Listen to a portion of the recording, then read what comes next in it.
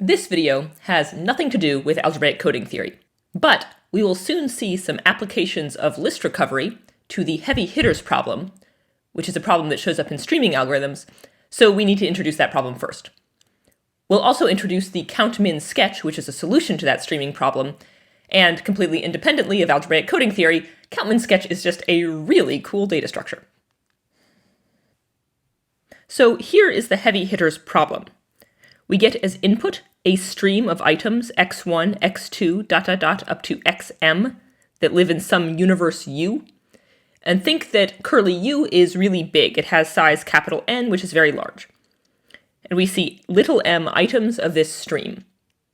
So when I say stream, I mean that this data is kind of streaming past us. So x1 flies by and then it's gone, and then x2 flies by and then it's gone, and so on. In particular, if we want to access x1 or x2 again, we need to write it down before it goes away forever. Okay, so that's our input. Our output is supposed to be a list that contains all of the items x in the universe that appear a lot of times in this stream, where a lot of times means greater than or equal to epsilon times m for some parameter epsilon between 0 and 1. Notice that there are m items that we're going to see ever, so this is saying that I want all the items that appear at least some constant fraction of the time. Notice that there can be at most 1 over epsilon such items. The heavy hitters problem comes up all over the place. So for example, imagine you're a router or something and you're seeing traffic fly by, you want to know what's the most common thing that you're seeing, something like that. Okay, so this is the problem. Why don't you think for a minute and figure out an answer? There's an easy one.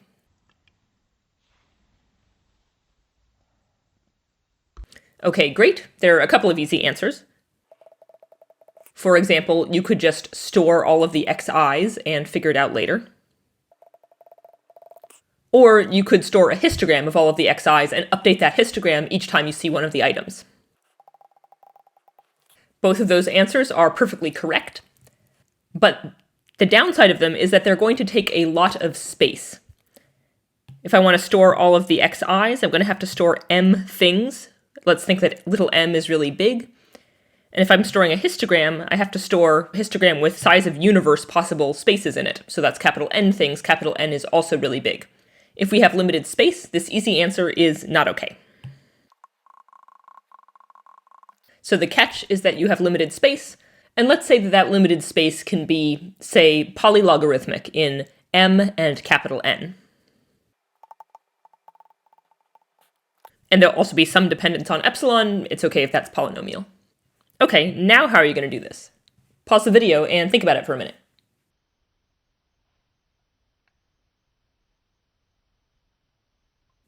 Okay, that was mean of me. Actually, this problem is impossible.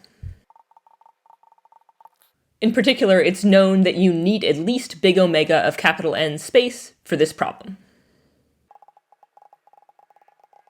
If we assume that little m is on the order of n or larger, let's say. Okay, so that's too bad. But wait! When a problem is impossible, we can just define a new problem. So here's another problem, called approximate probable heavy hitters. Once again, we have an input stream, x1 through xm, of elements of our universe curly U, where the size of curly U is capital N, which is really big. But now, instead of trying to output exactly the set of heavy hitters deterministically, we're going to allow ourselves a little bit of fudge factor. First, we're going to allow for a small probability of failure, and also we're going to allow ourselves to return a list that is slightly too large, but that's guaranteed to contain all of the heavy hitters. In particular, we want to output a set S, which is a subset of the universe, so that with high probability, say higher than probability 0.99, the following holds. First, for all x that appear at least epsilon m times in the stream, I want to guarantee that x should definitely be in my returned set S. Second, I want that return set to not be too large. It should be no larger than 2 divided by epsilon. Notice that S might be as large as 1 over epsilon anyway, so this is saying no more than a factor of 2 bigger than that. Just a side note, there are a couple different ways of defining the heavy hitters problem. This is how I'm going to do it for these lectures. If we define it this way, it turns out that it is possible with sublinear space. In particular, with space big O of log n times log m divided by epsilon. The solution is something called count min sketch. So here's the count min sketch data structure. Let t be some parameter. Then I'm going to describe a data structure, that is, what do we store? An update function, that is, what happens when you see an item fly past you in the stream? And also a query function, which is, how do you return your list of heavy hitters, that is, the list of items that appeared a lot? Let's start with the data structure. We're going to store t arrays, a1 through at, each of length roughly 4 over epsilon, where epsilon is the same epsilon from the definition of the problem. And let us just imagine for convenience that that is an integer. Maybe the t arrays look something like this. All right, so here are our t arrays. They each have length 4 over epsilon. I'm drawing them kind of like this because I want to think of each cell in the array as being a bucket. And that leads us to the next part of our data structure, which is that we are going to come up with capital T hash functions that hash the universe into these buckets. So I think of h1 as hashing an item in the universe into one of the buckets in A1. H2 hashes that item into a different bucket in A2, ... HT hashes that item into yet a different bucket in AT. So that's the whole data structure. What do we do with it? So here's how we do the update function. So let's suppose that we see a stream that looks like this. We have an item X, and then we have a couple of items Y, and then maybe we have another X, and then, I don't know, a Z, a couple more Ys, and so on. The point is that this stream is meant to have the item Y as a heavy hitter. Now, what happens when we see each of these items in the stream in turn? So when we see an item X in the universe, what we're going to do is we're going to, for each I between 1 and t, we're going to look at the ith table AI, we're going to look at the bucket in that table that the item X hashes to, h sub I of X, and we're just going to increment a counter in that bucket. So I should say that all of these arrays were initialized to 0, and then we're going to keep counters in them and increment those counters. So for example, maybe the first item that we see is X.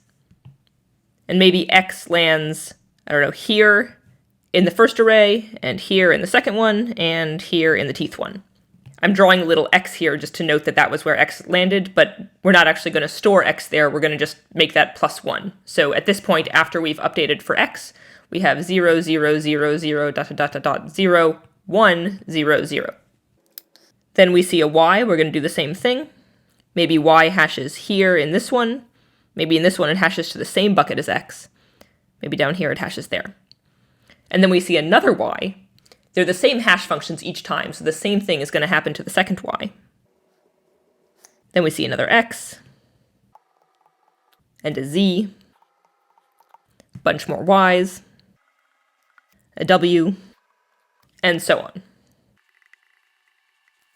The thing you're supposed to be noticing here, sorry that this is basically illegible, is that where the heavy hitters land, that is Y, these buckets are getting really full. All the other buckets, not so much. That observation informs how we're going to do the query estimate. So we want to return all of the items, or a list that contains all of the items that appear a lot.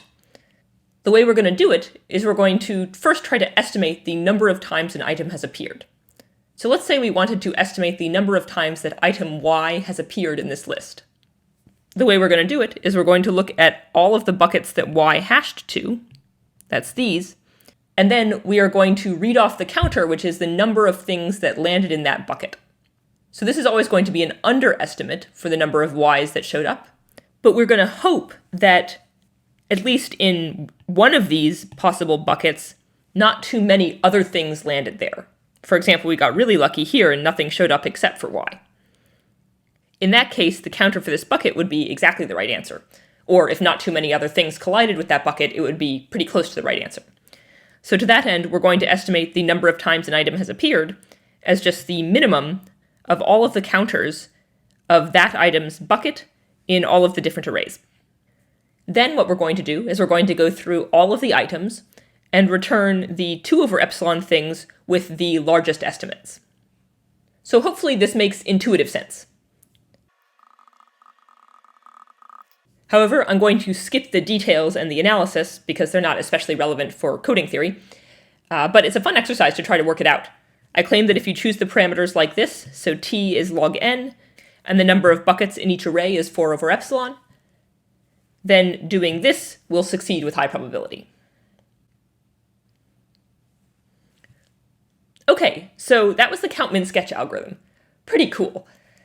However, there are a few ways we might want to improve on it. Okay, as an aside, I think that basically this is the nicest data structure ever, so it's really hard to improve on, but if we're looking for things that could be better, here are a couple. One thing we might hope for is to make it deterministic. That is, the data structure that I defined on the previous slide was randomized over the choice of the random hash functions, and it had some small fail probability. We might hope to have a deterministic scheme that gets similar guarantees, still with sublinear space, but that is right 100% of the time. The second thing we might hope to improve is the query time. This algorithm takes really small space, but the algorithm that we had on the previous slide, down here, well, it's not really an algorithm, it just says return the 2 over epsilon things with the largest estimates. How do we find those? Well, naively, we just loop through all of the items in the universe and be like, which ones are biggest? We can still do that with small space, but it's going to take a lot of time. So we might hope to keep the small space, the sublinear space guarantee that we had before, but hope for also a sublinear time guarantee to return all of the heavy hitters. In the next video, we'll see a couple of cute ways to achieve these things using list recovery of Reed-Solomon codes.